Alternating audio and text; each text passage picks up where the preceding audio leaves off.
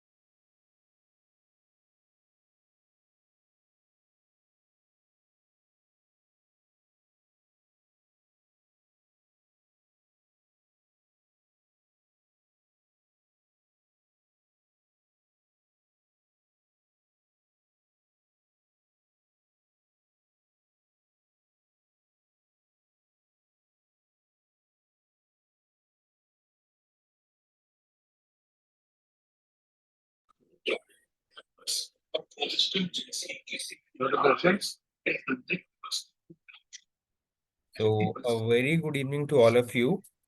I am Dr. Damandeep Singh from Isvir Junior Wing, and I welcome you all in this beautiful collaborative seminar where ISVR Junior Wing meets the Jcircle. The theme of today's class is Onco interventions, and I'm proud to announce that today ISVR India is in collaboration with the Japanese Society of Interventional Radiology, and we have beautiful speakers who have come together today to deliver talks on three main sessions: the liver interventions, head and neck interventions, and the lung interventions. So I will quickly introduce Dr. Jeet Yadav, sir. Sir is the General Secretary of Indian Society of Vascular and Interventional Radiology and is a consultant at Sir Gangaram Hospital, Delhi. Over to you, sir, to deliver an introduction welcome message. Thank you, Daman. And I am in actually metro, so maybe this time voice can cut. But before that, I want to to just congratulate our junior wing of ISVIR and the junior wing of the Japanese Society. They have made a tremendous job by putting together all the speakers from the Japan and from India. And I think this is going to be the milestone between the two society, how the young people, young brigade can connect to societies in the academics as well as in the other aspects. So, I'm not taking too much time. We can start the scientific program, and I will join you with you all later when I'm reaching the airport. Thank you to the Dr. Yojo Sato. He is a long time friend, and we know all of the speakers from the Japan. And I think this is going to be the starting of the new friendship between our junior universities. So I welcome all the speakers from the Japanese society. And I hope this is going to be one of the successful program by the junior team. And over to you, Dr. Daman. Thank you so much, sir. So now we will have the speakers from the JSIR and Jcircle. And before that, I would also like to introduce our honorable members from ISVR who are going to be taking part in the discussion. So we have Dr. Hirdesh Sani, sir, from the Tata Main Hospital, Jamshedpur. We have Dr. Kunal Gala, sir, from Tata Memorial Hospital, Mumbai. And we have Dr. Dipashri, ma'am, from Lila Hospital, Chennai. I welcome you all three on the board today. And it's delightful to have your such experienced speakers with us today.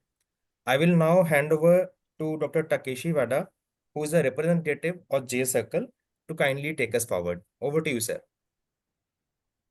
Thank you very much. So, I'm sharing my slide. Okay, let's start my presentation. Namaste and good afternoon, everyone. It's a great pleasure and honor for me to be here today. First of all, I'd like to extend my heartfelt gratitude to all of you for taking the time to attend this presentation. My name is Takeshi Wada, and I am interventional radiologist with 14-year experience working at Tokyo University as an assistant professor. Since 2024, I have been serving as the chair of Jcircle and the specially appointed director of JSIR. We are honored to have been invited by ISVER and the junior wing to participate as lecturers in the ISVER Masterclass. I would like to extend my sincere gratitude once again for this opportunity. First, I would like to briefly introduce the connection between ISVER and us. This relationship has grown through Jsir, a seminar held in Japan for doctors across the Asia-Pacific region. In 2017, we welcomed Dr. Ajito and the other radiologists from India, which helped to strengthen our bond. This year, Jsir was held just a week ago, and we had the pleasure of hosting 5 participants from India. The event was a great success once again. So the theme of today's webinar is oncologic intervention, and we have arranged 3 experts in this field from JSIR and Jcircle. In my introduction session, I will first explain a little about JSIR and Jcircle. After that, I will briefly introduce today's speakers. JSIR was originally founded as a study group in 1974, and this year marks its 15th anniversary. The current president is Professor Koichiro Yamakado. It's the largest and the only organization of IR physicians in Japan, with more than 3,000 members and over 1,200 certified specialists. In Japan, IR is recognized as a subspecialty in the field of radiology by the Japanese Medical Specialty Board, and the number of members and certified specialists is expected to continue growing. JSIR has 3 missions: to improve science and technology in IR, to support the public's awareness, and to serve patient care through education and research activity. To achieve these missions, JSIR has 15 committees and working groups. However, there was no organization specifically for junior IR physicians within these groups before 2022. So Jcircle was established in 2022 as the official working group of JSIR. JSIR stands for the Japanese Community of Junior Interventional Radiologists for Connection, Learning, and Enjoyment. The first chair was Dr. Tamura, and I am the second chair of the group. The Jcircle logo was created by Dr. Kinota and the PR team. During this event, I had the chance to see the ISBER Junior Wing logo for the first time. And I noticed that it looks very similar. It seems we both have a great love for the Jsir. The mission of Jcircle is to provide a place for junior IRs to manage, act, and communicate independently and continuously, and to provide educational and communication opportunities for junior IRs. To achieve these missions, Jcircle engages in various activities. At Jcircle, we carry out 4 core activities to achieve our mission. The first is educational events, such as webinars for Jcircle members. Every month, we invite specialists from different fields to give lectures free of charge so that young IR physicians can systematically learn about interventional radiology. The second activity is the online consultation system. This platform, which is only accessible to physician members and Jcircle members, allows them to discuss various cases and seek advice. The third is international outreach to overseas IR organizations. Just like today's webinar, we co-host international conferences with young IR groups. Lastly, we conduct public relations activities, including X, both domestically and internationally. Jcircle is not just a subordinate organization of JSIR. We are actively taking on various challenges. Together with JSIR, we aim to advance the science and technology of IR and create a better future for interventional radiology. We would be grateful if the members of ISBER could also collaborate with us. Now, I would like to introduce today's speakers. We have invited 3 experts in oncologic IR for this session. The first speaker is Dr. Shohei Chatani from Shiga University of Medical Science, who is also a member of Jcircle. He will talk about IR for head and neck tumors, including some challenging cases. The second speaker is Dr. Takaaki Hasegawa from the University of Massachusetts Amherst. He is one of the board members of Jcircle and an expert in thermal ablation of lung tumors. Dr. Hasegawa and Dr. Chatani are promising young IR physicians, and we expect great things from them in the future. The third speaker is Dr. Yozo Sato from Aichi Cancer Center Hospital. He is an expert in all aspects of oncologic IR and is one of the most renowned IR physicians in Japan. He is also well known for his passionate mentorship of young doctors, many of whom come to Aichi Cancer Center Hospital to learn from him. Today, he will be giving a lecture on liver oncologic IR.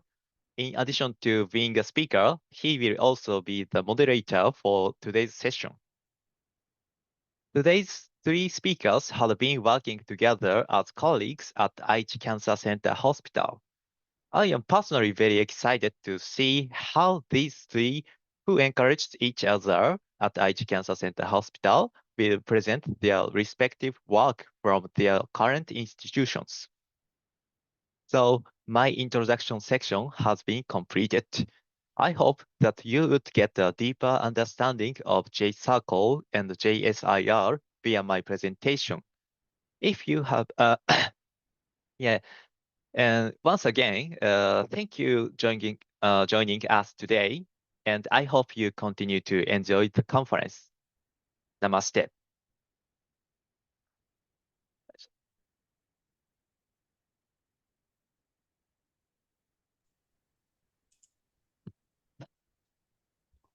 Okay, thank you for thank you for excellent presentation, Professor Wada. Yes, okay, Professor Dr. Damandeep. Let's go on. Okay, Yeah. continue. So Okay, yeah. we can start the sessions now. You will Okay. lead the session, sir, and we can Yeah. take the sessions one by one. Yeah. Okay. So I'm Yozo Sato from Japan. From Japan Aichi Cancer Center. So it's a great honor to make a presentation sessions in this webinar. So Isvir Junior Wing and the Jcircle, good collaboration. Yes, webinar meeting. So also thank you for the joining the SHIRAP meetings. Actually, I'm exclusive director of the SHIRAP meeting. So actually, every year, Indian physicians, Indian interventional radiologists join us. So Dr. Wada mentioned, as Dr. Wada mentioned, so 2017, Dr. Ajit, Professor Ajit, and Balaji. Professor Ajit and Balaji joined the SHIRAP meeting. So after that, so every year the Indians interventional radiologists joined us. So also the 2022, so I joined the Isvir meeting. However, at that time, so I could not join the on-site due to the corona pandemic. However, the 2023, so Isvir meeting conducted the collaboration session with the JSL meeting. So the 2000 as ISVR 2023 and ISVR meeting the 2024. I joined the two meetings. Thank you for everything. So I really appreciated Dr. Professor Ajit's kindness. Thank you very much. Okay, let's start this session. So first speaker is Shohei Chatani. So he's a genius and great young interventional radiologist. Please start your lecture. Okay, can you hear me? Yes, okay. Okay, And yes, can I you can show see you a my slide. slides? Yes. Okay. I'm honored to have the opportunity to speak in Isvir Masterclass. I'm Dr. Chatani from Michigan University of Medical Science. Namaste. मेरा नाम शोहे चटानी है.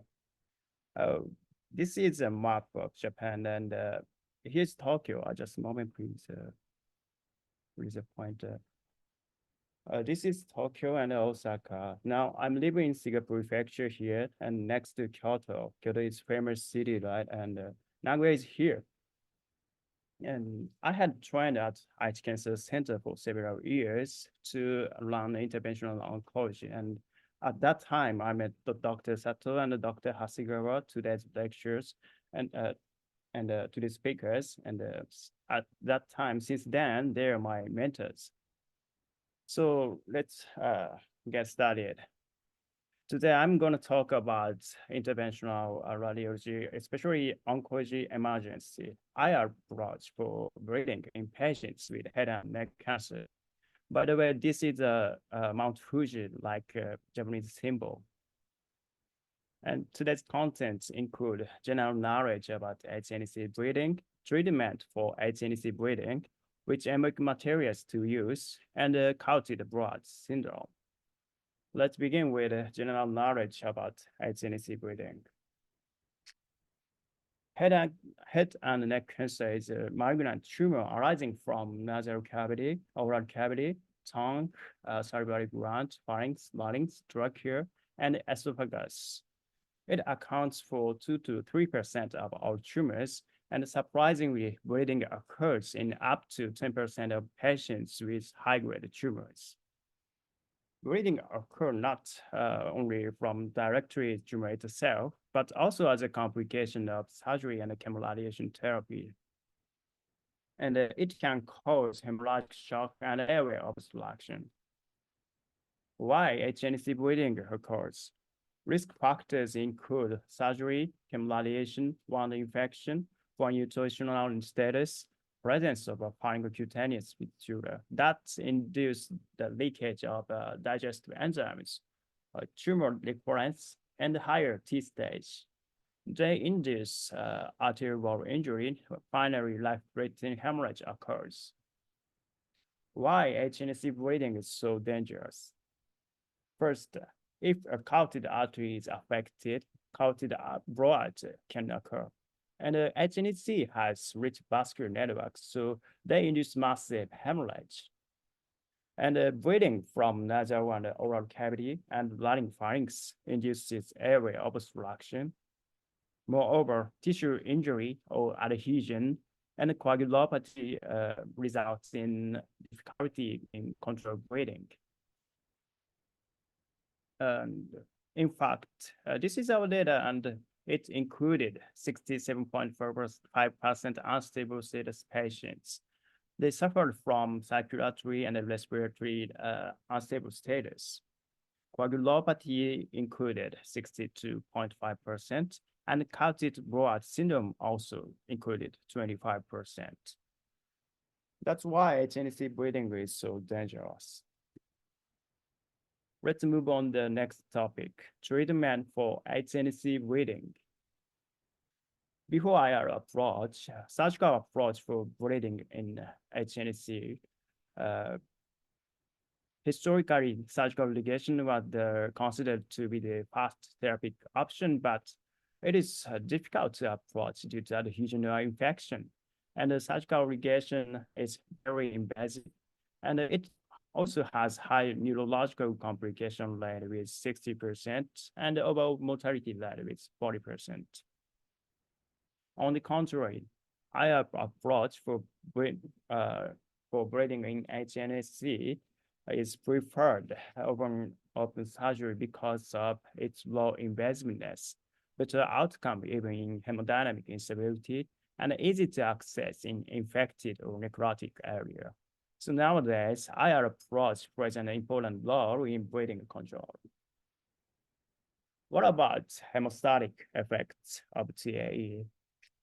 Our data showed that rebleeding rate for 30 days after embolization and in long-term period were 17.2% and 35.5% respectively. The median time from TAE to rebleeding was 87 days. As you can see, the rebleeding rate in long-term period is relatively high. This is because, neovascularization of tumorigenesis due to cancer progression, erosion of vessels induced by previous history of surgery and CRT, and a rich collateral flow from ipsilateral and contralateral vessels. This is prognosis after TAE. Median survival time of our data was 263 days, and the other studies ranged from 26 to 141 days. Main causes of death are cancer progression, followed by hemorrhage and aspiration pneumonia. Prognostic factors for overall survival was CR, complete remission at the time of bleeding. This is very natural, right? And this is a survival curve comparing CR versus not CR. You can see a big difference. And if hemostasis is achieved, the prognosis mainly depends on the course of malignancy. In other words, we can save lives by preventing hemorrhagic death. So the next topic is which embolic materials to use. Embolic materials include transient agents and permanent agents. And transient agents, degradable particles like gelatin sponge particle and such microspheres are biodegradable, and their embolic effect is temporary. They reduce blood flow and promote clotting. Permanent agents include solid and liquid materials. coils and plugs are used to embroid the local area, and non-degradable particles like PVA particles and triangulation microspheres can embroize a wide range of vascular beds. Liquid materials like NBCA and onyx can reach more distal portion, but they should be handled with care.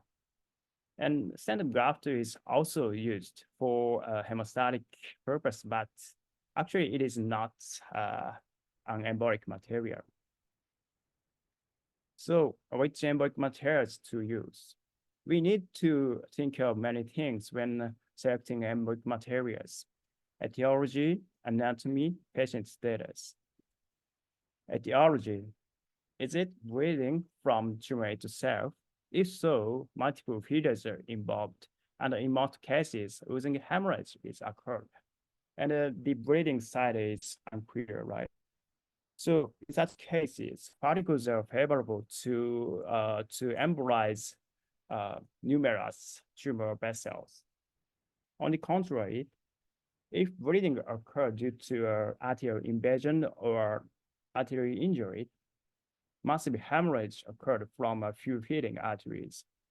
And in such cases, coils are suitable because arterial affected artery is very localized. Infection is also important issue. Placement of permanent embolic materials for infected area is controversial. And histories of surgery or radiation therapy is also important. Tortuous arteries, due to the altered anatomy or adhesion, makes approach difficult. Anatomy, ECA branches or ICA and CCA. Embolization of ECA branches is considered to be relatively safe, but embolization of ICA and CCA causes ischemic complications. And clotted blood syndrome is an extremely dangerous situation. I'll cover it at the last part. And HNC has a rich vascular network. The rich collateral flow comes from not only its lateral but also contralateral vessels. Our data of rebleeding cases show that rebleeding occurred from different arteries in 62.5%. That indicates that we need to evaluate the collateral pathway even after embolization. So is embolization of ACA branches really safe? The answer is no. We need to think about extracranial intracranial anastomosis. This is a functional connectivity between the extracranial and the intracranial circulations. It potentially results in local cranial nerve palsy during embolization of ACA branches. Channels can open under certain conditions like increased arterial pressure or wedged distal catheterization. So interventional radiologists must know this concept. There are three major extracranial intracranial anastomosis. Orbital lesion has anastomosis to the ophthalmic artery, and cavernous petrous lesion has anastomosis to the ICA, and upper cervical lesion has anastomosis to the vertebral artery. For example, maxillary artery has several connections to the intracranial vessels. MMA is famous one, right? There are many and important anastomosis, but we don't have enough time to explain all of them. So check them out for yourself. So what should we know to avoid a non-target embolization?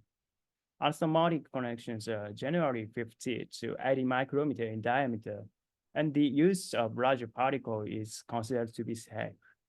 But liquid embolic agents can pass through these connections, so do not use liquid embolic agents carelessly.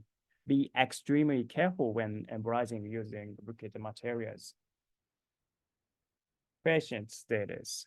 In shock status, urgent embolization is required. Temporary hemostasis using a balloon catheter might be effective. Coagulopathy influences hemostatic effects. polymerizing rickets embolic measures like NVCA work well, even in coagulopathy. So let's move on to case presentation. I would say in clinical practice, there's no single correct answer because many factors are influenced and involved and very complicated, but thinking is very important. So, just a moment, please. Case one, a recurrence of oral cancer. Lymph node metastasis was detected after surgery, and bleeding occurred from the recurrent lesion. Severe anemia, but no coagulopathy. This is Jsir from external carotid artery. Can you find anything abnormal? Yes, here, should aneurysm formation was detected at the bifurcation of the superficial temporal artery and the maxillary artery. Vascular injury was induced by cancer progression. You can see the affected area is very localized. So what embolic materials do you choose? And the microcatheter is advanced, and the DSA shows extravasation of contrast medium now. So we embolized it using microcoils, several microcoils. Now you can see the complete hemostasis. Case 2, recurrence of maxillary cancer. CLT and total maxillectomy were performed, but intermittent bleeding occurred from the recurrent lesion. This is contrast enhanced CT, and you can see the huge recurrent tumor here. Right? And this is the assay from external carotid artery. You can see the tumor stain from multiple features from superficial temporal artery and remained maxillary artery. So which embolic materials do you use? In this case, we thought that particles were favorable to this rich vascular bed. So embolization using just response particles was performed, and this is the assay before embolization. You can see the prominent tumor stain, and this DSA after embolization showed that let's say vascular is disappeared, like main fetus disappeared. K3, hypopharyngeal cancer. Massive bleeding was observed after CLT. In this case, transfusion of RCC and emergent tracheostomy was performed. And you can see a shoot aneurysm formation here. This is the assay from external carotid artery. Can you find anything abnormal? Once again, yes, here, shoot aneurysm was detected in the lingual artery. And the microcatheter could not be advanced to the tortuous artery under poor backup. So which embolic materials do you use? In this case, we embolized it with an NVCA mixture like this. So the ratio of NVCA and Lipido was 1:3. Right. And this is the assay after embolization. And you can see the hemostasis was achieved. But in this case, pharyngeal ulcer was observed after embolization. So let's move on to the last topic, carotid-Broad syndrome. As you know, carotid-Broad syndrome, CBS, is rupture of the carotid artery. It can be rapidly fatal with an average mortality rate of around 50%. There are 3 types of CBS. Type 1 is threatened CBS, showing carotid artery exposure and artery wall disruption. Type 2 is impending blood, showing sentinel bleeding and temporal hemostasis. Type 3 is carotid system hemorrhage. It can be rapidly fatal due to massive hemorrhage and airway obstruction. IR approach for CBS include embolization and covered stent placement. Then which endovascular treatment is chosen? According to nationwide inpatient sample in the US, embolization was performed in 88.6% and stent was 11.4%. In literature review by Povitsky et al. Showed that embolization was performed in 56% and standing was 36%. This review has surgical ligation in 7%. As you can see, both had higher rates of embolization, but this article is relatively old, so the number of standing may be increasing now. But I don't know, I have no idea. And so let's compare embolization with covered stents. These results are based on meta-analysis, including 25 retrospective studies with 559 patients. Technical success was same, 100%. Rebleeding rate is higher in standing group, 34%. One-third patients showed rebleeding, but it showed no significant difference. And perioperative mortality. Mortality rate is higher in standing group, 12%, but it also showed no significant difference. What about perioperative stroke? Perioperative stroke is same, only 1% patient showed perioperative stroke, but I think it's very low, too low, and I can't believe it. So actually, in another review showed that perioperative stroke rate is higher in standing group, 15 to 30%. It's very interesting, standing placement is performed to preserve arterial flow, but the result is exactly opposite. That's interesting. In short, the bleeding rate is likely to be higher in covered stent placement. Persistent and luminal leakage, involvement of tumor, infection, and erosion by the stent may influence this result. There is no significant difference in perioperative stroke and mortality rates between two groups, but in another review showed that perioperative stroke rate is higher in standing group. Moreover, a dual antiplatelet regimen following stent placement is controversial, especially in patients with high bleeding risks. So, which endovascular treatment do you choose? From my perspective, I would say, it is fine, but we need to know that placement is not as good treatment as that we had expected.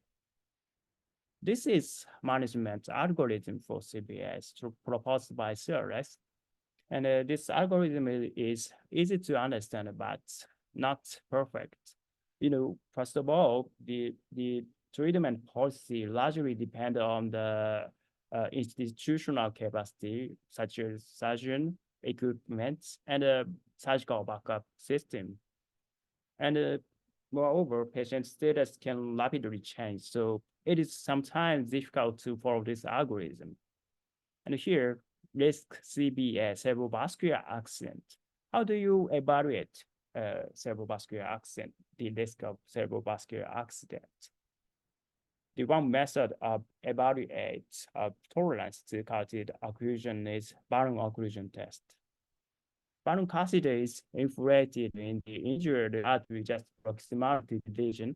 After that, the neurological examination is repeated every 3 to 5 minutes for a total test time of 20 to 30 minutes.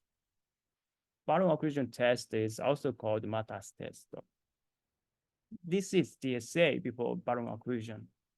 And this is the DSA after balloon occlusion on right ICA. And you can see the collateral pathway to the MCA, right MCA via ACOM. And the palsy and the EEZ are also evaluated during balloon occlusion. But is it possible in the catastrophic situation? I don't think so. When we need to rescue patients with unstable vital signs or impaired consciousness, manual compression method might be acceptable. Just obtain angiography from the control lateral carotid artery and a manual compression in the affected side carotid artery. Then check the type of waist and the carotid flow, like this. This is the from left ICA and right ICA manual compression. But this is not a very established method, and but better than nothing. In emergent case, saving lives takes priority, right? So case 4, cervical esophageal cancer. A patient with cervical esophageal cancer presented carotid blowout on the left common carotid artery, severe anemia, and coagulopathy. And the emergency IR approach was performed after revival by CPR. Oh my gosh. So this is type 3 CBS. We don't have enough time due to unstable patient status, so quality of pathway was evaluated under manual compression, and urgent embolization was performed using 0.035-inch fiber coils. This is DSA after embolization, and you can see the complete hemostasis. And you can see the sufficient cardiac pathway. There was no stroke after embolization. Oh, this is James Temple and the must see spot in Japan, though my presentation is almost done. In summary, bleeding from HNC is potentially life-threatening situation. TA plays an important role in the management of hemorrhage from HNC. Embolic materials should be selected considering various conditions, and vascular treatment for CBS remains controversial. Thank you for listening. Dynabad. That's all. Thank you. Okay, so Professor Chatani, thank you for excellent presentation. Yes, actually, we had a discussion time from the ISBR panelists and all participants after the 3 presentation. However, if you have a specific comment and a specific question, if you have, so please connect your mic. So how about the specific question and comment from the audience? Is it okay? So actually, I have one, Dr. Chatani. So I have one checkpoint. So actually, how about the anticoagulant therapy during the procedure? Because you mentioned during procedure. How about yes? Oh, and please your comment. Preloading is not necessary, and we usually use saline with heparin.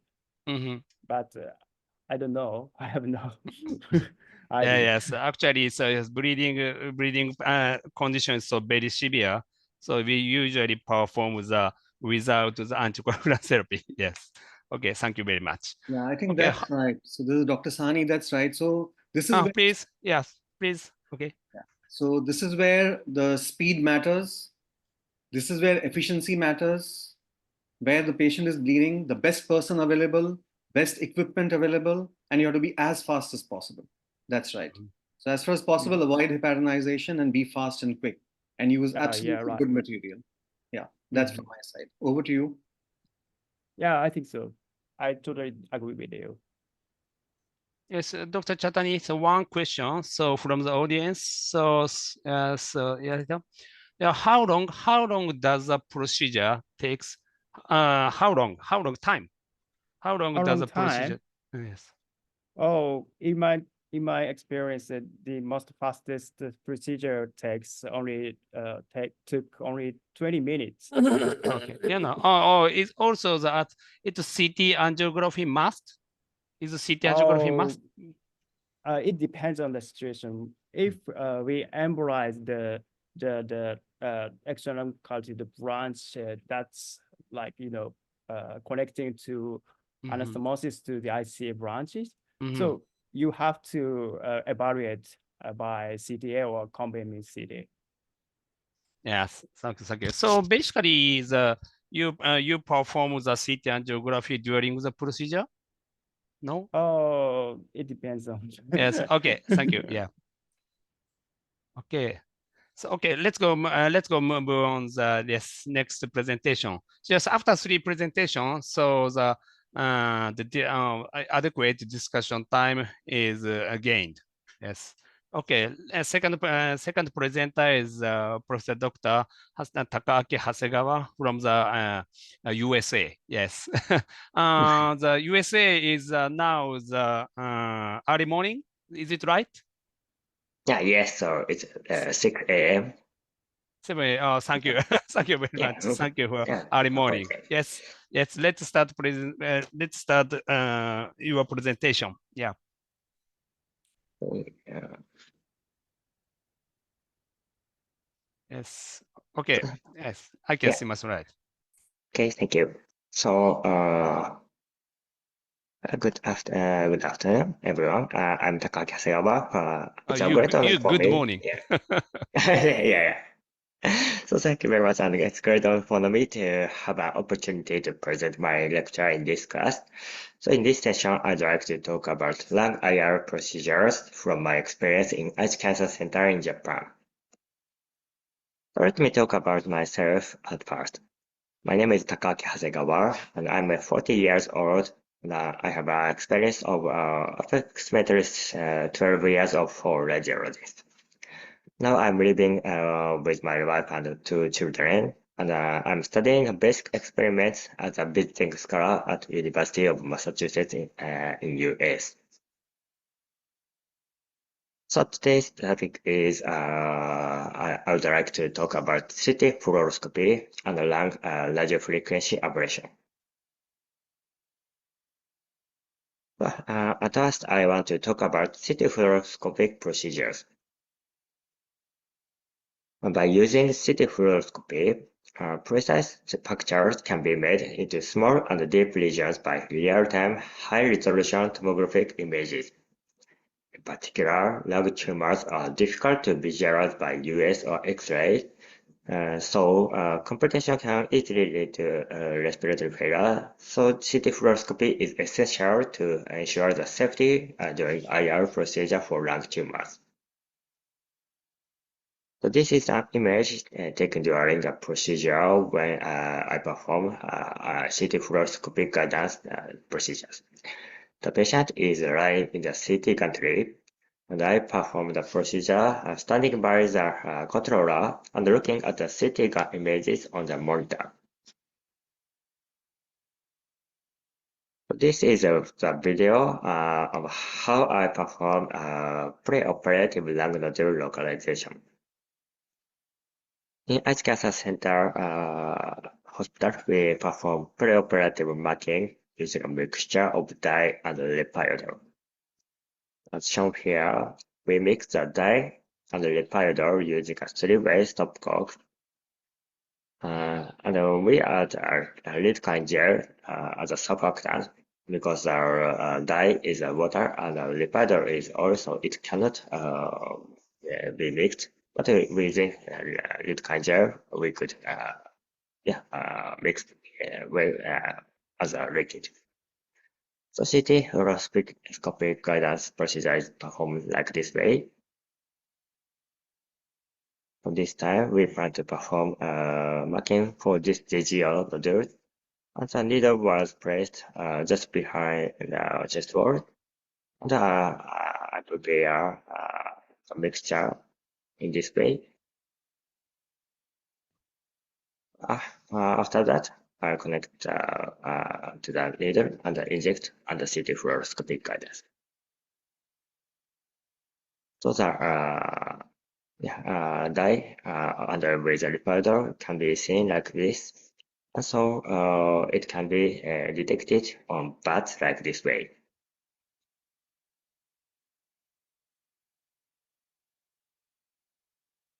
Okay, so CT fluoroscopy can be used many kinds of lung IR procedures, such as biopsy, ablation, lung nodule localization, drainage, and so on. And then this is an image of the monitor during RFA. In this case, the target nodule is located by the heart, and the RF electrode can be advanced like this way with very easily detectable wave. So target tumor could be punctured by the needle, and RF energy was applied after that.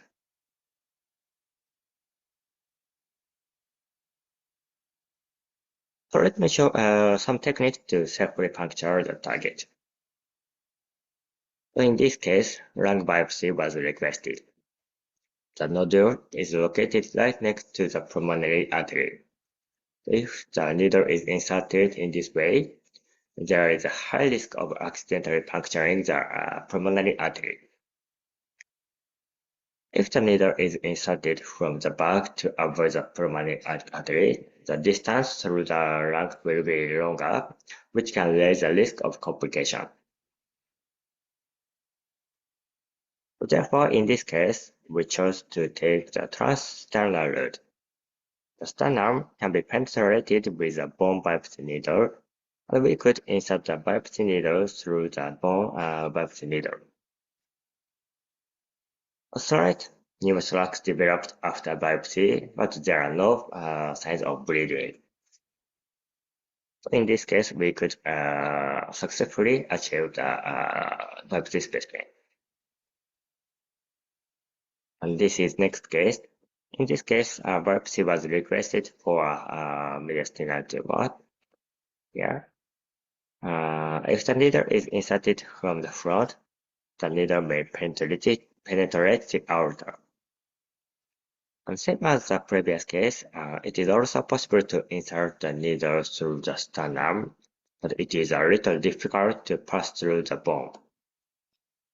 So therefore, in this case, we chose to puncture through the back of the sternum. Although there is a left lung and a left internal thoracic artery, so we injected local anesthetics so that it could accumulate in the mediastinum, creating a safe puncture route in this way. So in this case, by performing hydrodissection, biopsy can be performed safely. The next case is also a request for biopsy on a nodule that on the left posterior lung. The nodule was located just behind the lip, so due to this patient has a severe emphysema, there was a risk of complication if we penetrate a needle for long distance into the lung. So in this case, I use CT gantry tilting. By tilting the gantry, the needle can be inserted from below looking up. So in this case, tilting the gantry allows for a puncture route that barely passes through the lung parenchyma. And in this case, also we could achieve a sufficient amount of biopsy specimen. So although CT fluoroscopy is an effective modality for pulmonary procedures, it also has major drawbacks: radiation exposure. Radiation exposure is unavoidable for both the surgeon and the patient. So the recommendations from ICRT in 2007 recommended that occupational radiation exposure should be kept below 100 millisievert over 5 years and 5 millisievert per year. So reducing radiation exposure is very important in continuing IR procedures using CT fluoroscopy. So it is important to use several equipment like radioprotective shield and drapes. We measured radiation dosage to the island received by the operator during CT fluoroscopy guided procedures, and evaluated clinical reduction in radiation dosage to the operator using shield and radio drape. This is how we evaluated exposure. So this is the result. radiation dose were highest without shield and drape, and the lowest by using both of them. So this study found that using both radioprotective shield and drapes reduced the radiation exposure by 1/3. In other words, using this equipment allowed 3 times as many procedures to be performed for one operator. And recently, protective shields for use during CT fluoroscopy have been also been sold. The shield has a curtain attached underneath, through which the needle can be inserted. So in this way, we can puncture the insert needle under these drapes. So we compared the amount of radiation exposure to the eye lens when using this shield with compared with regular shield by this way. So as a result, it was found that radiation exposure could be significantly reduced by using shield with curtain. So in summary, CT fluoroscopy is essential modality for lung IR procedures. However, we should pay attention for radiation exposure when using CT fluoroscopy. So next, I want to summarize RFA for lung tumors. Radiofrequency ablation. RFA is the most commonly used ablation modality. It cauterizes the tumor by using electrocurrency like this way. There are 2 types of needle, straight needle and umbrella-like needle. I prefer to use this straight type RF needle in the treatment of malignant lung tumors. So let me show one case of the treatment of lung RFA. This is a patient who had lung metastasis from rectal cancer. A 20 mm tumor developed in the hilum of the right lung, as shown in the previous video. Because of the advanced age and relatively low respiratory function, the patient was considered to be no surgical candidate, so he was introduced to us to be treated by ablation therapy. Although the tumor was located near the heart, the tumor the needle can be successfully punctured the tumor, and the tumor was completely ablated. So the tumor shrunk without developing local tumor progression 5 years after the procedure. As shown, ablation could safely treat the tumor even though it is located in hilum and adjacent to the heart. This slide summarizes the difference of RFA, microwave, and cryoablation. I think that RFA is the most widely used type of ablation modality and at the time of ablation for lung tumors. It has a lot of experience and publications, so it is thought to be a safe procedure. Microwave is the most powerful and has the shortest procedure time among them. However, there are still issues in safety due to its higher power. And also, the needle is now very thick, so this may be related to higher complication and difficulty in the CT fluoroscopic guidance. And cryo also has a long history, but it has the disadvantages of being prone to bleeding because it cannot cauterize the vessels by thermal coagulation.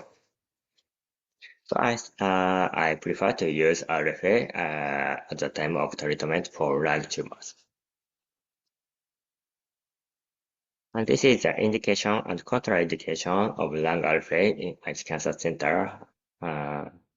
So besides of these indications, we select treatment strategy by discussion between thoracic surgeons, radiologists, and pulmonary physician. So let me think about oligometastasis. Oligometastasis, which are defined as a small number of metastatic tumors in one or two other parts of the body, is thought to be a slowly progressing type of metastasis. So they are these type of metastases are thought to be good indication of local regional treatment.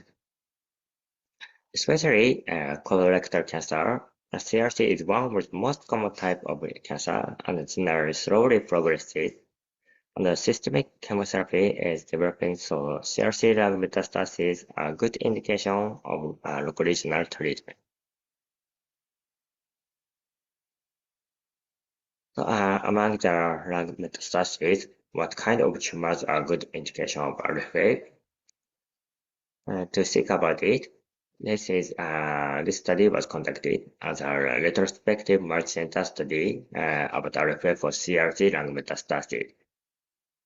In this study, which was conducted by Dr. Yamakado, who is now chief of Jsir, presented that 71 patients with 155 tumors were treated by lung RFA and evaluated. And the tumor size of 3 cm or more and the existence of extrapulmonary lesions were detected as worst prognostic factor.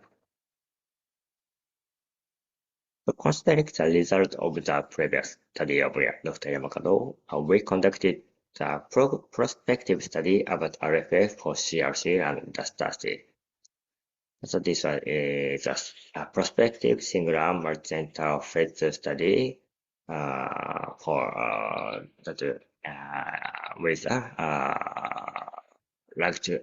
CRC lung metastasis with a size of 3 cm or less. So this study showed high treatment outcomes of RFA for CRC lung metastasis with 5-year or overall survival rate of 69%. Systematic review about aggression for lung metastasis also published, and 12 studies were included in the study and summarized as this table. As shown, most of the study was using RFA, but every modality showed almost the same result to our study. Summarized briefly, 5-year overall survival rate after RFA were 47 to 69%, and the local tumor progression has been reported to be 8 to 70%. I think this is clinical, actual clinical outcomes of ablation therapy for metastatic lung tumors, and this seems to be comparable to surgical resection. So next, let me consider about the effect of RFA on respiratory function. Patients with low respiratory function are considered to be a good candidate for lung RFA. In fact, a study evaluating respiratory function 2 months or more after treatment reported that there was no decline in respiratory function compared to before procedure. On the other hand, the result of our prospective study showed that there was a decline of about 5% in respiratory function when we evaluated 1 month after RFA. So the respiratory function at the pulmonary RFA has not been well investigated, and so we evaluated changes in respiratory function after RFA at Ice Cancer Center. This is a result of respiratory function testing. The median VC and FEV1 second slightly decreased at early period, but it recovered at late. No patient complained about respiratory discomfort throughout the evaluation period of 2 years. And this graph shows the rate of change of the VC and FEV1 second to the baseline.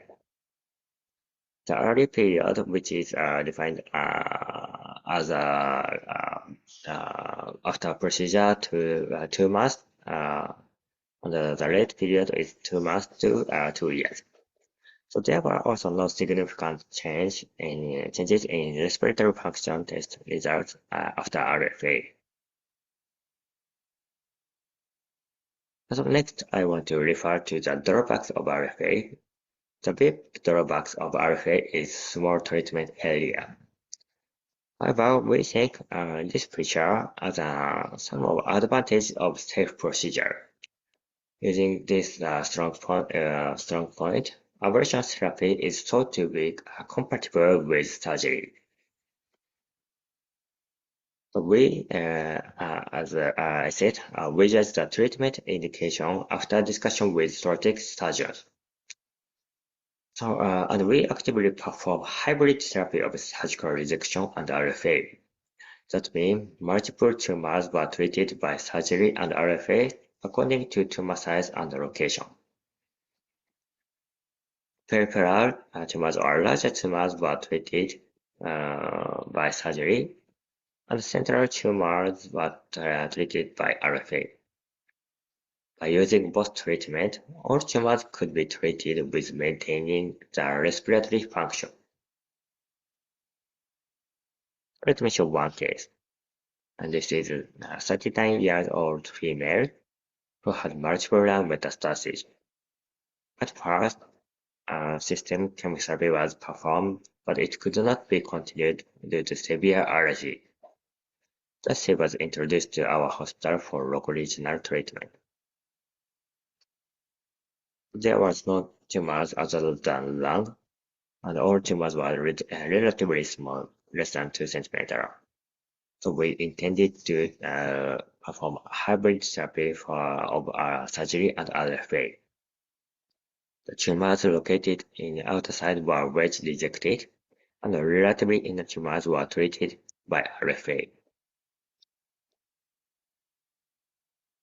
Totally 3 times of VATS and 7 times of RFA was performed.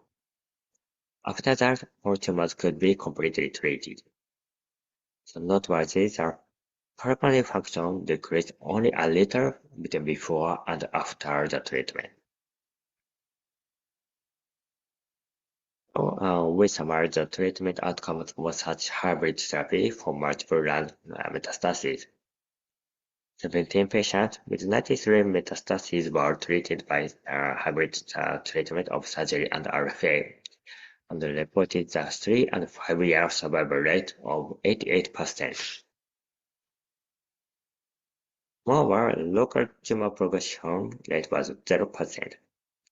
I think this result could be achieved as each tumor was treated by suitable treatment. So in summary, I think RFA is a feasible and effective treatment for lung cancer. A multidisciplinary approach is also important to bring out full potential of thermal ablation. This is almost last slide. RFA is an effective treatment for lung tumors. Proper use of CT fluoroscopy can improve procedure success rate. Also, we should pay attention to reduce the radiation exposure when using CT fluoroscopy. Thank you very much for your kind attention. Okay, so Professor Hasegawa, thank you for your excellent presentation about the lung puncture and lung ablation. So from the audience, do you have a specific comment and the question? Yes. So actually, I have one comment and a question to the ISVR panelist.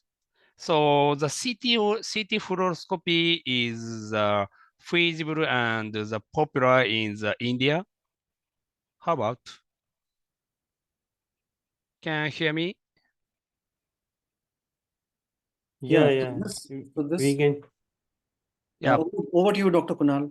Yeah, yeah. Mhm. Yeah, it is popular, and we are doing quite a few procedures in CT fluoroscopy. For example, biopsy and the ablations. Yeah. Okay, Yeah. thank you very much. Yes. Thank you very much. Yes. Thank you. Yeah. Okay.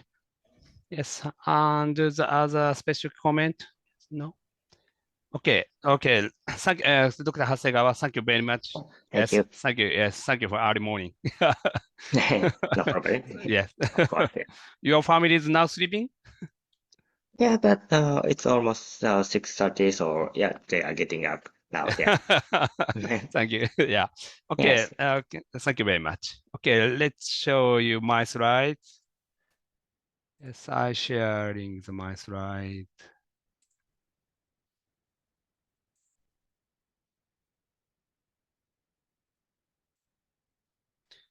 Dr. Hasegawa, can you see my slide? Yeah. Yes. I can see. Yes. Yeah. Yeah. Sorry. Yeah. Yeah. Okay. So okay. Okay, thank you. So it's a great honor to make a presentation in this Isvir Junior Wing and Jcircle good collaboration web seminars. I'm Yozo Sato from Japan. So actually, so my topic is okay. As my topic is the impact of the taste for the HCC in the systemic therapy era. So I have no COI. Yes, actually, so I live in the Aichi prefecture in Japan. Aichi prefecture is here is Tokyo. It takes about the 1 hour of 45 minutes by Shinkansen train. So actually, so the Nagoya city is the capital city. Nagoya city is the capital city of the Aichi prefecture, and the Aichi Cancer Center is located in the Nagoya city. So Nagoya City is not famous because there are not good for the sightseeing spot. However, we have a good good local foods. So this is a spicy chicken. This Japanese called as tebasaki. This is very good collaboration with cold beer. And actually, so this is miso udon and the fried pork with the miso sauce. Miso is produced by soybeans and koji and salt. So actually, the Nagoya city has several local foods. So in the future, so welcome to Nagoya. Okay, let's go move on to my contents. This slide shows the today's content. First topic is the recent development of my systemic therapy. As you know, this slide shows the previous the BCLC stage guidelines. So previously, the TACE is a recommended treatment for the intermediate stage HCC. However, the intermediate HCC is very heterogeneous groups. So for example, the under the less than the 3 centimeters, over the 3 centimeters, and the 3 tumors. So this tumor condition in the intermediate stage B. And on the other hand, so there are the multiple the huge tumors, also the intermediate stage B. So the intermediate stage B is heterogeneous groups. So, so the previously the BCLG substaging was proposed. So child pure and up to 7. So child pure and the tumor number. So this goes up to 7 criteria. So this slide shows the famous subclassification of the intermediate stage B kinky criteria. So the substaging, so this is slide shows the subclassification of the BCLC staging system. So BCLC stage B1 is defined as child pure score as 5 to 7 and within up to 7 criteria. So the treatment option, a good treatment option is a super selective test with curative intent. So BCLC substage B2 is defined as without up to 7 criteria. The treatment concept is non-curative, so the systemic treatment is also recommended. Also, the B3 is defined as a child pure score as 8 to 9, so the systemic treatment is not recommended. So this slide shows the recently Asia Pacific primary liver cancer expert consensus. So in this consensus, so test unsuitable condition was proposed. So such as the intrahepatic multiple disseminated nodules. So up to 7 criteria out nodules, bilobar multifocal HCC nodules. So these tumor conditions are the not good candidate for the TACE. This slide shows the famous the BCLC staging 2022 update. In this staging system, so intermediate stage B was classified the 3 groups. So the now, so TACE is recommended for only the well-defined nodules. So on the other hand, so in the systemic therapy, first line therapy, second line therapy, and the third line therapy is established. So in these guidelines, indication of the TACE is limited, and on the other hand, indication of the systemic therapy is expanded. So considering the recent development of the systemic therapy, so Professor Kudo, this is a very famous hepatologist in the all over the world. So Professor Kudo proposed, so for the test suitable condition, such as within up to 7 criteria, so selective C-test was performed, should be performed. On the other hand, so test unsuitable condition, such as without up to 7 criteria, systemic therapy is recommended. So even though for the test suitable condition, such as within up to 7 criteria and the simple nodular, so even though for these groups, for these conditions, so lenvatinib and TACE combination therapy is also recommended. Of course, for the TACE unsuitable condition, such as without up to 7 criteria, non-simple nodules, systemic treatment is recommended. So furthermore, recently, the positive result of the randomized clinical trials of the nivolumab plus ipilimumab. So in the near future, the nivolumab ipilimumab combination treatment is the first line treatment for the advanced HCC. The short summary, so treatment strategy has been changing. High tumor burden, such as without up to 7 criteria, may be unsuitable for TACE. So child PUA is eligible for systemic therapy. So based on liver function and the tumor burden, systemic therapy should be initiated. Let's go to the next topics, merits and the demerits of the TACE. At first, this slide shows the previous prospective study and prospective study of the CTAs in the Japan and Korea trial. So this main result. So the response rate is so very high, even though the 2000 in this clinical trial was conducted about 2010. So at that time, response rate is already so high. So response rate is 73%. CR rate was 42%. Also, this study shows a very important point. So the complete response at the TACE is still robust predictor for the favorable outcomes in the hepatocellular carcinoma. So both the initial and the best response, especially CR, so predicts the OS effectively. So the complete response at the TACE is the most important point. Let's show you a case.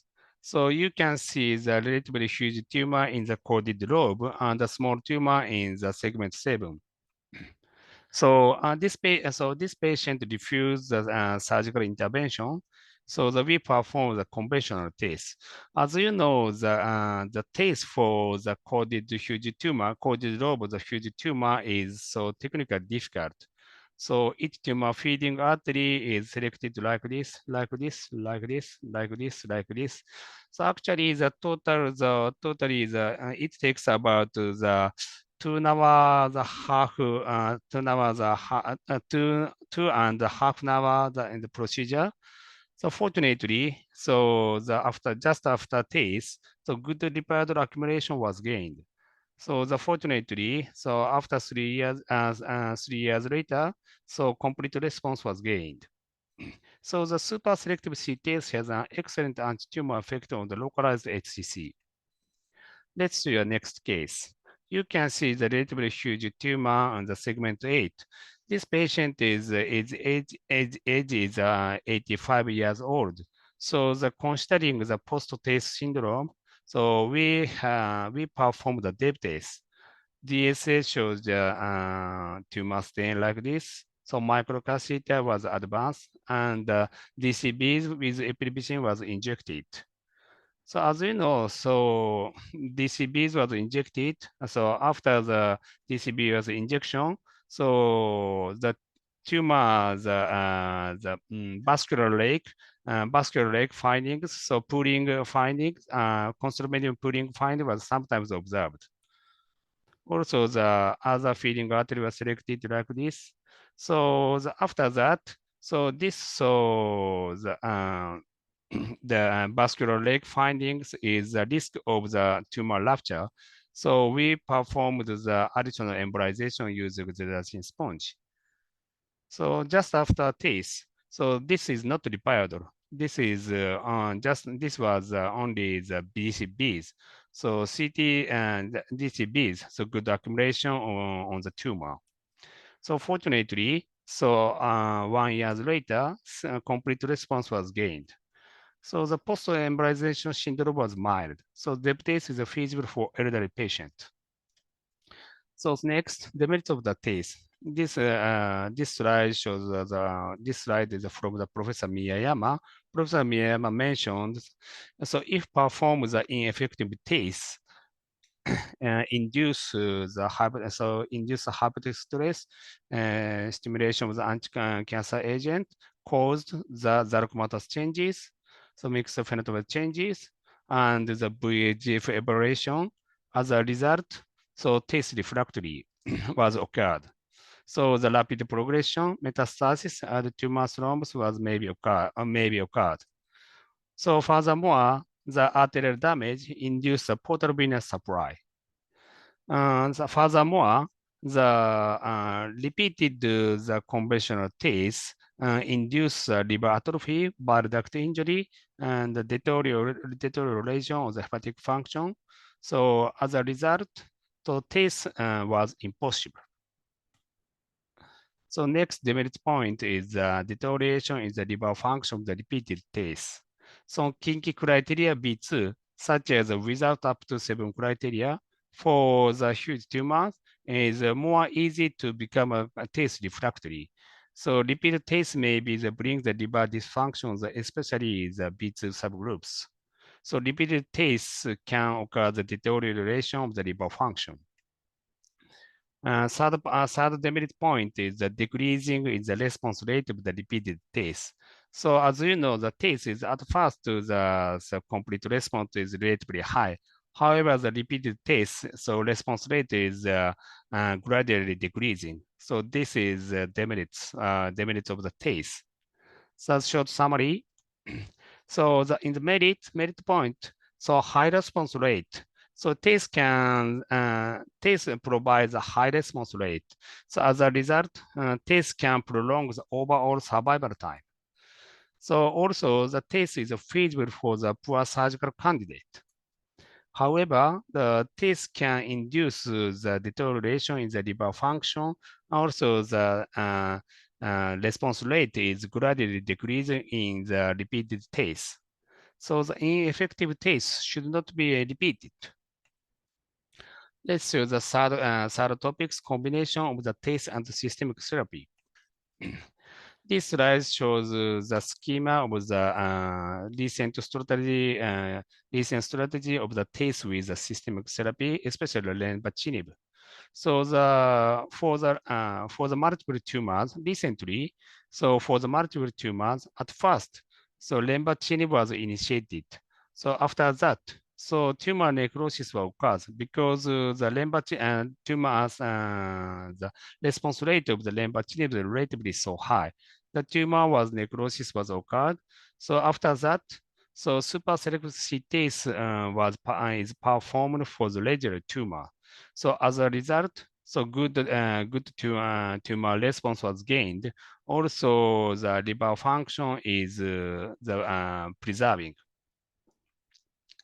So this slide shows the famous clinical trials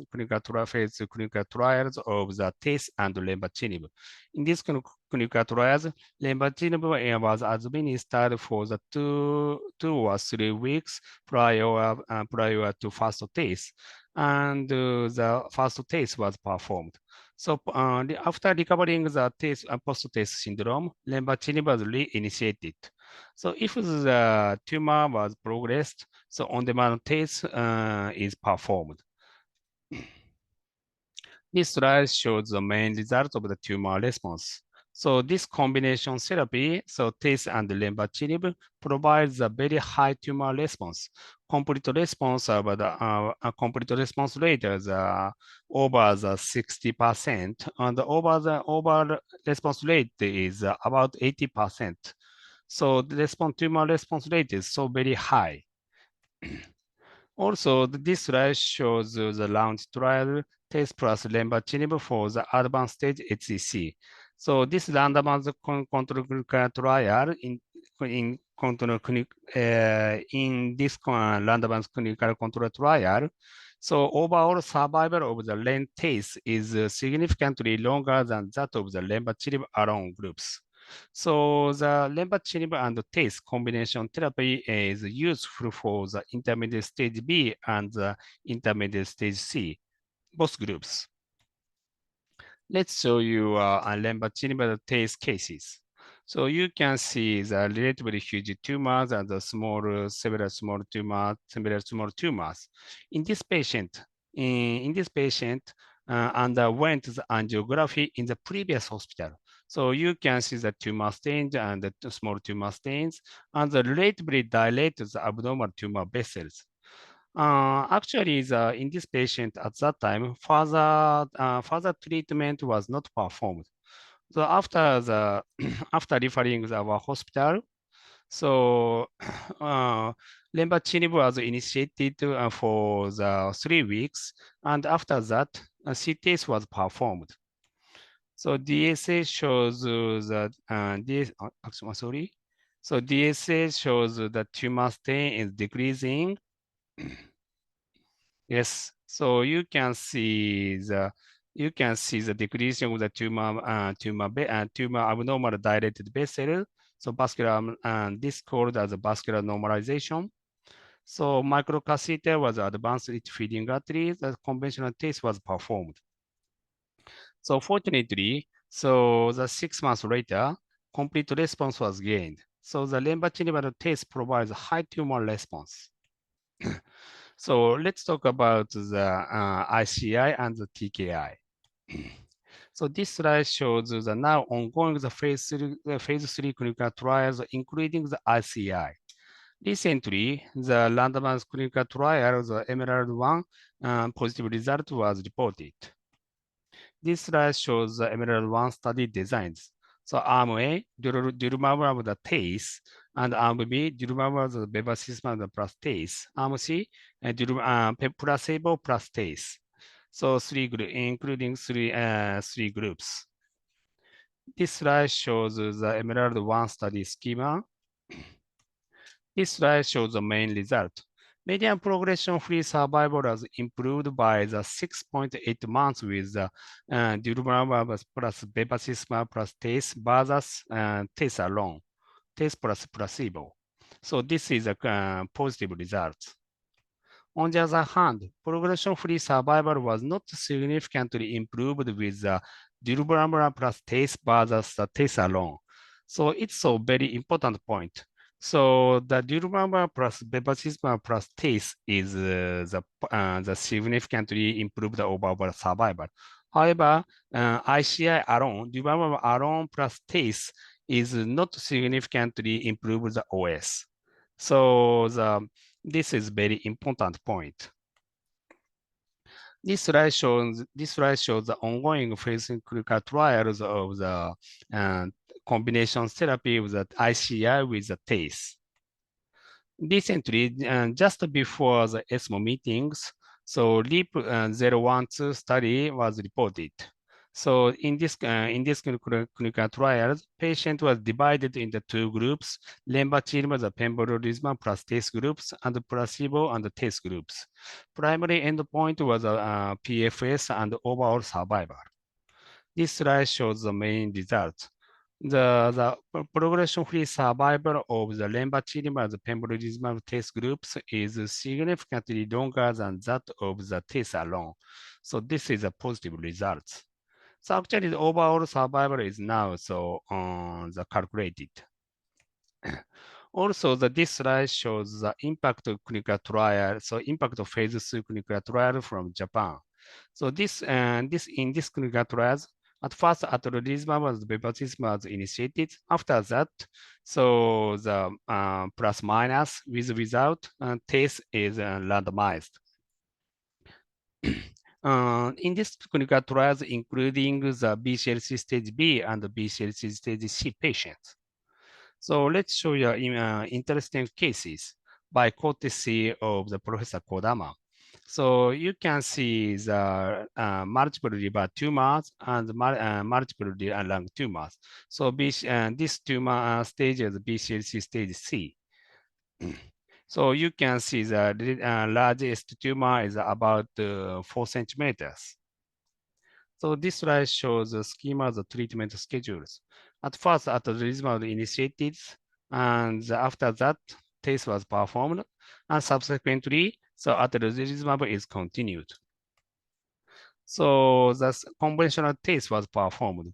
However, unfortunately, main tumor could not be treated due to the technical failure. So the lipid accumulation on the main tumor was insufficient. So after that, so initial evaluation,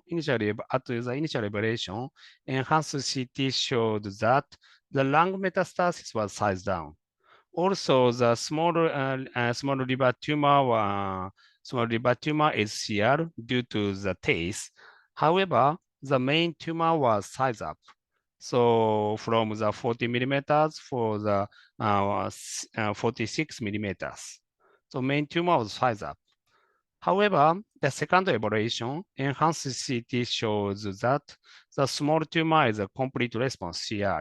Also, lung metastasis is also CR. Furthermore, main tumor was complete response. So actually, the first evaluation, so main tumor is progressed. However, the second evaluation, so main tumor was complete response.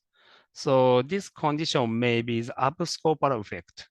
However, the abscopal vector may be very rare. So according to this point, so the Professor Kudo proposed recently the partial embolization immunoboost test.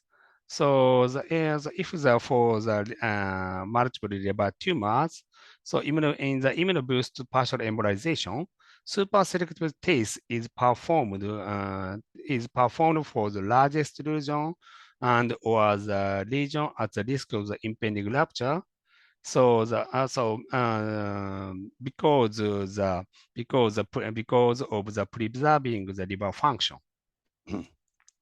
So the partial embolization immunoboost test can induce abscopal effect. However, this proposal is not established. So short summary of the combination of the TACE and systemic therapy. TACE and TKI is a feasible treatment.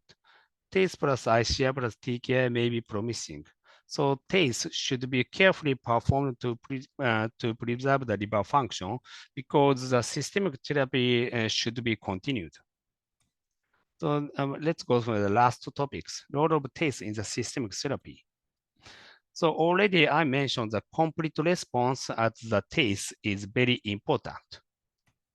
So Professor Miyayama proposed ultra-selective TACE.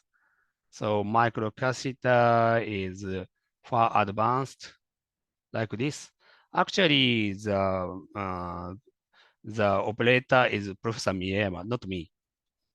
Yes, microcatheter was further advanced like this, And at this point, so lipid emulsion is injected. So as a result, So complete response was gained. So the conventional TACE can provide the high tumor response. So the complete response can be gained. So this slide shows the very important point. So from the Osaka Metropolitan University. So if the same size liver tumors are located in the liver, one tumor is located in the central, the peripheral tumor, and one is the central tumor. So treatment-native HCC in the peripheral zone tumor had a longer local recurrence-free survival and progression-free survival following TACE, comparing with the central zone tumors. So if the tumor is located in the peripheral zone, so the HCC in the peripheral zone are a good candidate for TACE. So considering this point, so TACE for the intermediate stage HCC, in my opinion, so the TACE suitable conditions such as up to 7 within up to 7 criteria, simple nodular type. So if tumor is located at the peripheral zone, super selective CTACE with curative intent should be performed. On the other hand, if the tumor is located in the central zone, super selective CTACE plus minus lenvatinib with curative intent may be recommended. So role of TACE in the systemic therapy. So for the low tumor burden, such as within up to 7 criteria, curative TACE plus minus lenvatinib may be recommended. For the within 7 and 11 criteria, within 7 to the 11 points tumors, so the TACE plus systemic therapy may be recommended. Without up to 7 criteria, high tumor burden, so systemic therapy is the main treatment. So the systemic treatment plus partial immunoboost TACE may be recommended. So in my presentation summary, so for the low tumor burden, such as within up to 7 criteria, TACE with curative intent should be performed. For the high tumor burden, such as without up to 7 criteria and without up to 11 criteria, TACE with preserving liver function should be performed because the systemic treatment should be continued. So partial embolization, immunoboost TACE is the new concept for the combination with the ICI plus the TKI treatment. Thank you for kind attention. Yes, let's end my point. Yes. Thank you so much for the wonderful presentation. Yeah. Yes. Thank you very much. Yeah. So let's go move on the discussion time. Is it okay? Definitely. Yes. I will Yes, now invite Dr. yeah. Deepashri ma'am Yeah. to Yes. kindly please come and say a few words regarding Yeah. her experience and how any kind inputs. Yeah. Can you hear me? We can Sorry, very well hear you, ma'am. I might not be on the screen because I'm just going for I'm in between two hospitals for an emergency case. So I'm in the car, but if you can hear me, okay, can I just continue this way? Surely, ma'am. Okay. Am I audible? You're very nicely audible. Okay. So first of all, I would like to congratulate you guys for such a wonderful program. I mean, it's a great job, guys. The ISVR Junior Wing. I think you guys have done a fantastic job.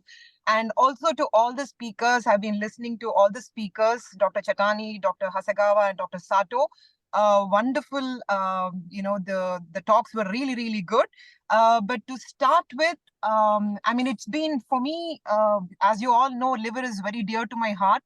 So especially what Dr. Sato shared, the immunoboost TACE and the partial TACE is something that I haven't heard of and that is very, very insightful. I have a couple of questions for Dr. Sato, if that's okay. Yeah.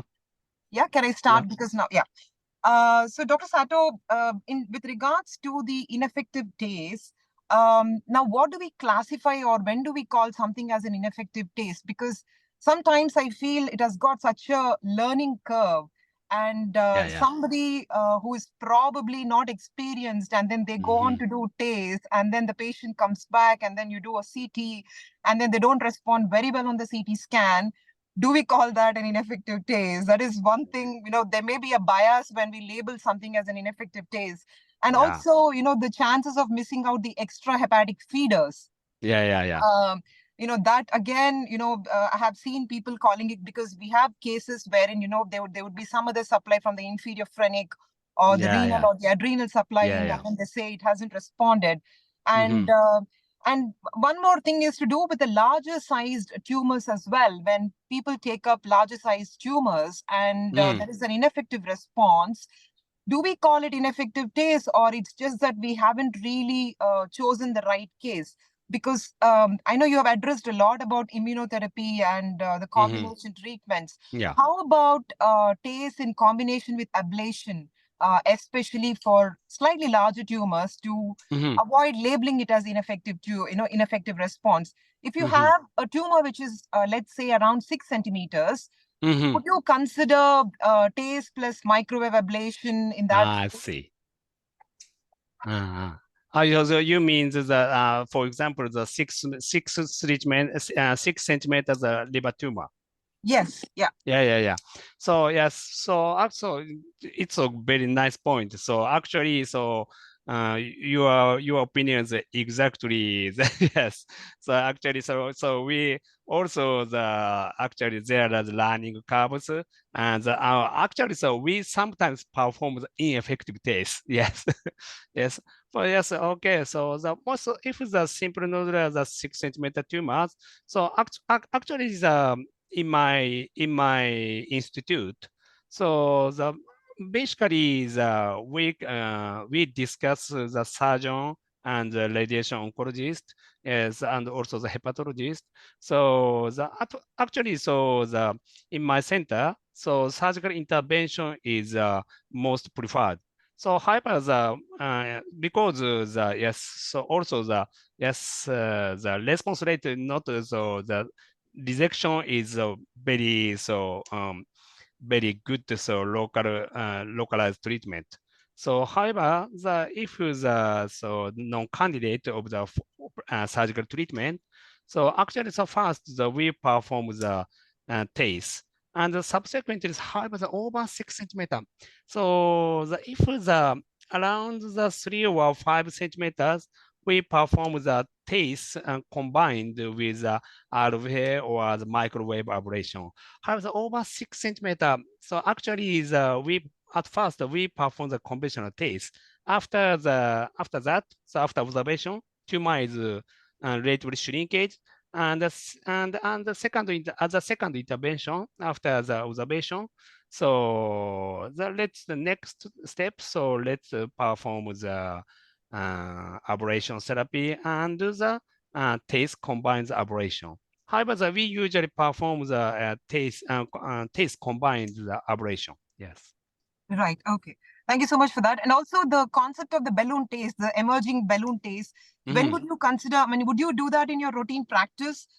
Because nowadays, especially if the feeders are very tiny and there isn't enough lipidol deposition, what we have noticed, and definitely in my practice, I have noticed that there is a good deposition of the lipidol with the balloon taste. What is your experience of balloon taste, and would you advocate balloon taste? Actually, so we previously conducted the balloon clinical trial, phase 2 clinical trial, the balloon test. So now the patient enrolled is finished. So however, yes, actually the balloon test is performed. Balloon test is performed by the mainly the hepatologist. Actually, in Japan. So intervention results also the hepatologist perform the test procedure. Also, the hepatologist perform the test procedure. And actually, the hepatologist prefer the balloon test. Yes, because also sometimes we perform the balloon test, such as you mentioned the multiple tumor feeding arteries. So we cannot select the fine feeding arteries. For that condition, so we usually we prefer the balloon test. So because it microcatheter could not be advanced to the itch of fine feeding artery. So, however, we usually perform the conventional test without balloon for for example, the relatively huge tumor, feeding artery number is 2 or 3. For that tumor, we usually perform the conventional test without balloon. So in my opinion, so the balloon test is good candidate. Balloon test is preferable for the tumor has multiple fine feeding arteries. Yes. Right. Also, Yeah. however, the actually the real clinical trial result is unknown. So yes, both of the balloon test. So response rate, comparing the response rate of the balloon test and the conventional test, which is high. Actually, I don't know where. So there's yes, so now we calculated the clinical trials data. Yeah, right. Okay. And finally, just one question about the immunoboost days. And Yeah. you were talking about starting the immunotherapy first, and then followed by, after 3 weeks you do TACE, and then again 3 weeks later you do Bev. But I just, I'm not sure about this, but then I just wanted to ask you, sometimes, they say you need to do TACE first to increase the immune responsiveness of the tumor and follow it up with immunotherapy. So is it like a chicken egg? Which one comes first? Immunotherapy comes first or the TACE comes first? Because if you're going to increase the immune responsiveness of the tumor, then it probably makes sense to do TACE first, followed by immunotherapy. So which one should go first? So it's very nice question. Very nice question. It's so actually there are no obvious evidences of the yes. So the first treatment, the TACE, and the immunotherapy is initiated and subsequently TACE is performed, which is better. Is actually that there are no evidences. Actually, so in my now in Japan, the phase 3 randomized clinical trial is now ongoing. In this clinical trials, actually the atezolizumab and bevacizumab, ICI and TKI treatment is administered actually about three or four course. So for the 2 months, for 2 months. Yes. Subsequently, so the CT evaluation is performed. So at that time, of course, at that time, so very good tumor response was gained. So at that condition, additional TACE is not needed. So because only ICI can gain the very good tumor control. So however, if the tumor control and tumor response is the almost stable disease, so ICI treatment effect is not insufficient, not sufficient. So at that time, so the additional TACE is performed. Right. Yes. Okay. Yes. So, so actually, so you mentioned, so you suggested the point, the initial TACE, the initial ICI treatment, which is better. Actually, there are no obvious evidences. Right. Okay. All right. Thank you so much for that. Yeah. And I think there was one question from the chat window, which I picked up. They say in Lent TACE, when should we restart? Normally, when should we restart Lenva after TACE? How long do we wait after TACE? So lenvatinib treatment duration. Yeah, yes. I mean, if you have to resume the treatment back, how long do you wait for 5 days or 1 week? How long do you wait after the TACE therapy? Yeah. Before you restart, yeah. Yes. So you mentioned that so lenvatinib was at first administered and the subsequently so TACE is performed. So after that, so the lenvatinib is reinitiated. So the duration. Yeah. What is the time gap? Do we restart within 24 hours after TACE? Or when do we restart Lenva? No, actually, case by case. So actually, so the if TACE is performed for the relatively huge tumor, So the liver enzyme is very high, very elevated. So after the post embolization syndrome is so very severe. So we usually wait for 1 week, so sometimes 2 weeks. However, if the test is performed the relatively small tumors, for example, the relatively small tumors and tumor numbers 3 or 4. So in such cases, the post-embolization syndrome is so mild. So in that cases, after test, the 2 days or 3 days rest, so we lenvatinib is administered. Oh, it is to do with the tumor burden and not to do with the liver function. Yes, also the actually so liver function is however the post conventional test, after conventional test, usually the transaminase is increasing. So actually however the that is not so important, not so important. Yes. Right. Yes. Okay. However, actually, so that bilirubin level, total bilirubin level is so high that not good. Yes.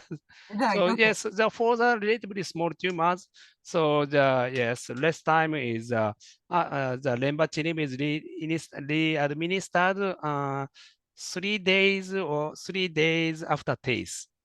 Right. Yes. Okay. However, if the huge tumors, there's over the 1 week, so the 2 weeks. So after the recovery means the post-embolization syndrome, so lenvatinib is administered. Yeah.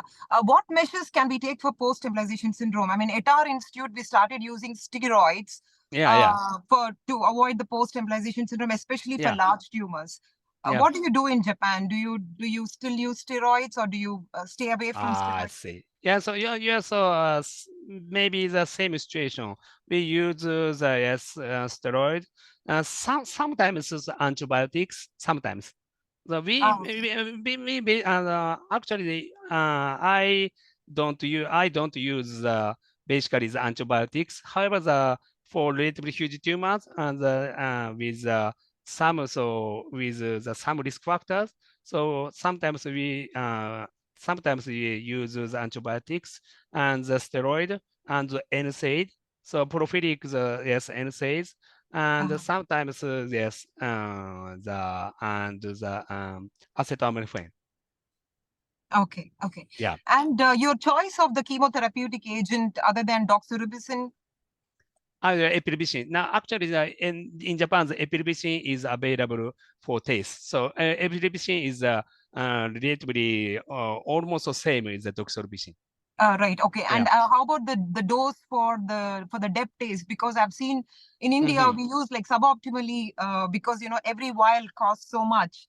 So how much of epirubicin would you use for depth taste? Epirubicin. Yes. Actually, at first in conventional taste, basically the epirubicin is used, and sometimes the cisplatin. Cisplatin is also used. Actually, in Japan, the powder of cisplatin is available.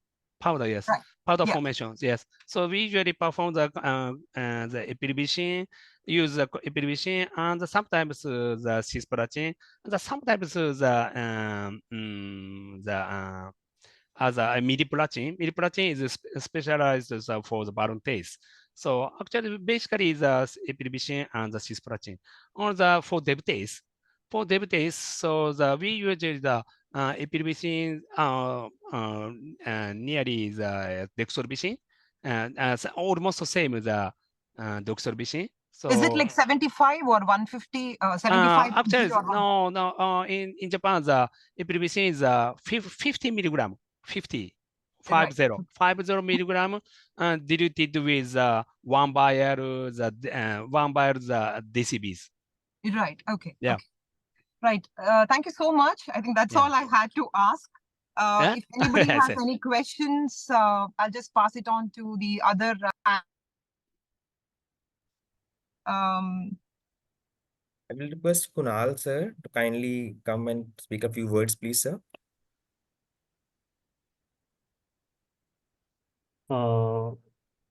Can you hear me? Yes, sir. Yeah.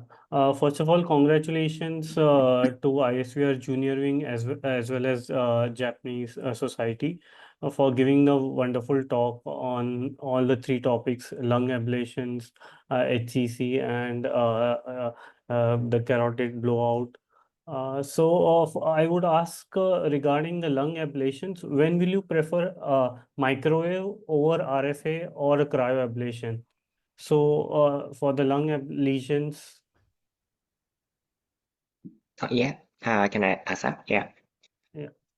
So I prefer to use radiofrequency ablation at the time of treatment of lung tumors. So because actually it is RFA is well widely performed so previously in liver. So many institutions has machines for treatment of RFA, and so the compared to RFA, microwave is not well performed in Japan, and also the needle of microwave is thicker than RFA. So at the time of treatment of lung, I think it is not high risk of pneumothorax or bleeding for in performing microwave. So I prefer to use RFA. And also cryo is also performed in some of the institutions in Japan, but actually we in Ice Cancer Center we didn't have cryo machines, so yeah, I have no experience. So I know that cryo has can be used to 3, 4, or several probes at the time of one treatment, so it can treat wider area. So bigger tumor can be treated, but as I said, cryoablation has a relatively high risk of bleeding complication as it doesn't cauterize the vessels. So yeah, I think RFA is more safe, and yeah, it has a promising result. So I think RFA is now useful to treat lung tumors. Okay, okay. So do you prefer a single tie, the single antenna, or a multi-prongs electrode? I think in Ice Cancer Center, I use only single antenna. Yeah. Okay, okay, okay, okay. So if it is near the blood vessels, do you prefer microwave? So actually, I have no experience of microwave, so we didn't have machines. But yeah, I know it is different. So microwave has a less effect on heat sink effect, so it might be option. But I think so. By RFA, we can perform. We can. Actually, it has a risk of higher complication, but we can puncture several times and perform multiple ablation. We can treat even though the large vessels is located near the tumor. Okay, okay, okay, okay. Regarding the head and neck bleeding, when will you choose a stent graft over just coiling? If the cross circulation is not good, will you prefer a stent graft? Sorry, once more, please. Yeah, yeah. You mentioned The stent graft versus coiling. So when will you prefer that? actually, I've never performed the stent graft placement in Japan. You know, stent graft placement in ICA is often used, and moreover, in most institutions of Japan, we don't usually have stent graft, so we need to order it and have it delivered urgently. So it is very difficult to use for CBS. Yeah, Okay. but do you guys have any experience for placement for CBS? Yeah. So generally, whenever there's cross circulation flow is compromised, so that is the time we use a stent graft or just coiling the the ICA, ECA, or the CCA. So that is the time we use a stent graft. So if the cross circulation is not good, especially if the patient is older gentleman with the cross circulation compromise, that is the time we use the stent graft over just coiling. Okay, thank you. So actually, so in my opinion, Dr. Professor yeah, Gara, yes, yeah, the opinion. yeah. So yes, so if the yes, so Dr. Chatani mentioned that actually, so stent graft for the ICA is not approved in Japan. So the for the should aneurysm for example the post surgical intervention should aneurysm so stent graft may be a good treatment option. However, for the local progression cancer, so actually sometimes the local infection is also occurred. So after for that cases after stent graft placement, so stent infection may be occur. So this if the cross circulation is the confirmed. Yes, so we prefer the coil embolization. Yeah, I totally agree with that. The first option is always coiling, if the cross circulation is patent. Yeah. If not, then to go ahead with the stent graft. Yeah, that's right. Yeah.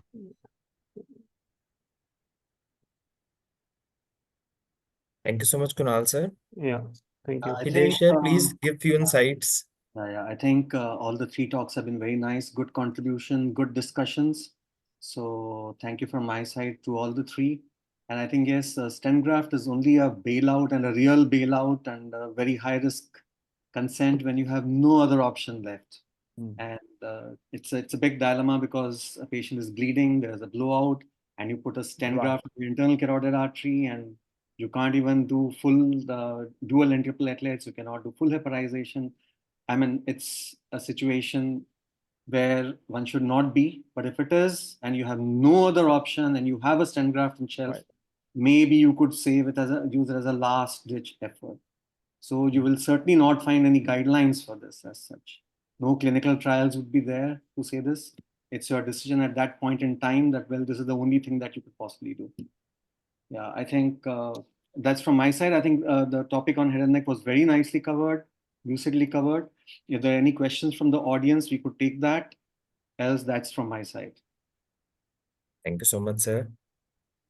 We also have on board with us Shyam sir, who is the president of Indian Society of Vascular Interventional Radiology.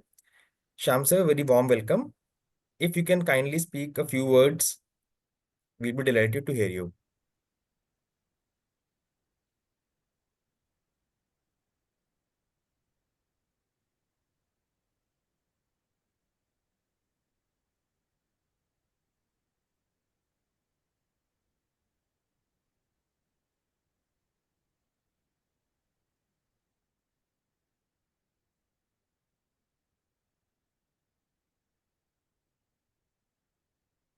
Shyam sir, are you able to hear me?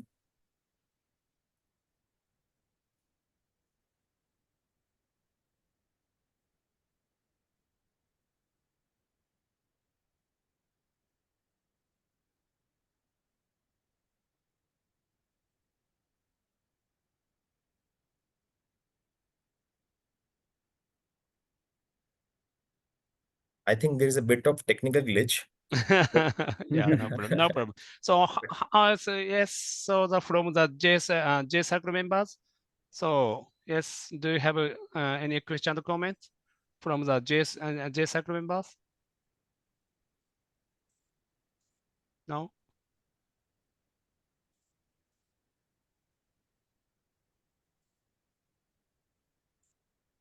Can I ask about something about HCC?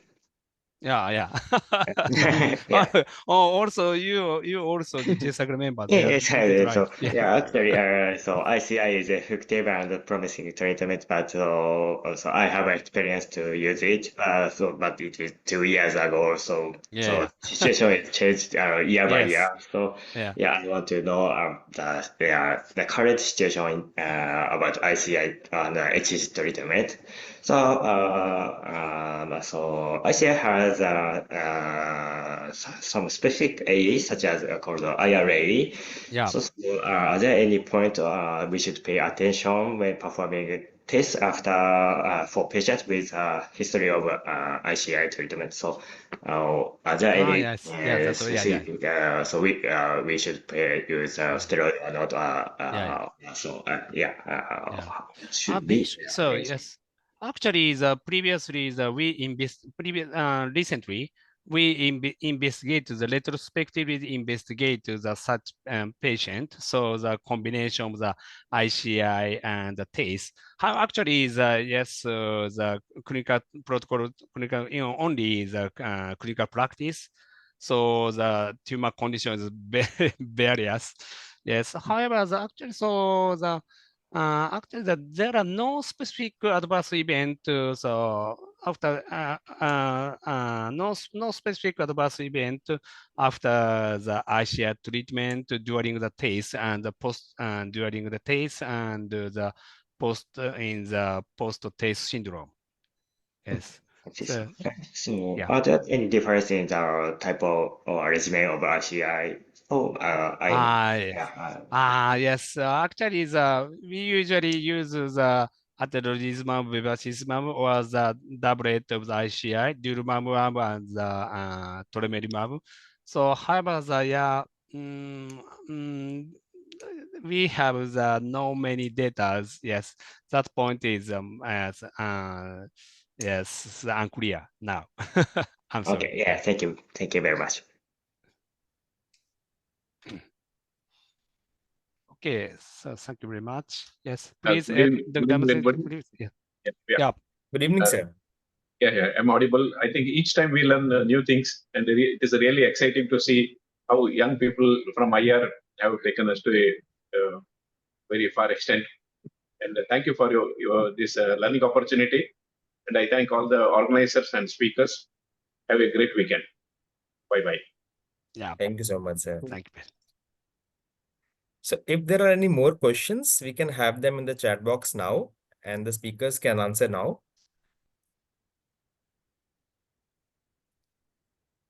Can I ask one? Yeah. Yeah, role of Y90 in Japan. I see. That's a very important point. Yes, unfortunately, in Japan, the radio embolization is still unapproved in Japan because radiation protect law is very strict. However, now, so actually, the clinical trial of the radio embolization is ongoing for the approving. Yeah. Okay. Yes, so yes, we would like to perform the tear, yes, for the advanced HCC, yeah. Yeah.